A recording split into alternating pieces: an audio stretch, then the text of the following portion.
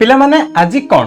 ଆଜି ହେଉଛି ସେହି ଦିନ ଯେଉଁ ଦିନ ଉତ୍କଳର ଗର୍ବ ଓ ଗୌରବ ଗଜପତି ମହାରାଜ ଧର୍ମ ଜାତି ବର୍ଣ୍ଣର ଊର୍ଦ୍ଧ୍ୱକୁ ଯାଇ ପାଲଟି ଯାଆନ୍ତି ଝାଡ଼ୁଦାର। ଆଜି ପରା ସେହି ଦିନ ଯେଉଁଦିନ ବିଶ୍ୱ ନିୟନ୍ତା ଦାରୁଦିଅ ଶାଢ଼ୀ ରତ୍ନ ସିଂହାସନ ବଡ଼ଦାଣ୍ଡରେ ଭକ୍ତଙ୍କ ପାଇଁ ହେବେ ଉପସ୍ଥିତ। ସେ ଆଦି, ସେ ଅନ୍ତ, ସେ ଅନନ୍ତ, ସେ ବିଶ୍ୱ ବ୍ରହ୍ମାଣ୍ଡର ପାଳ।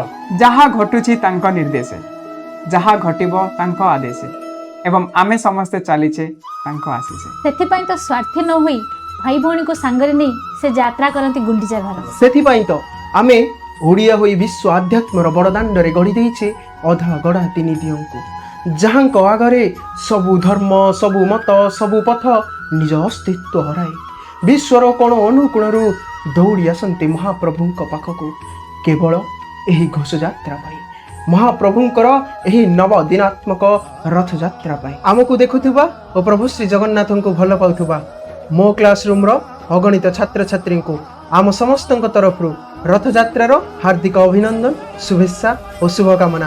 ଜୟ ଶ୍ରୀ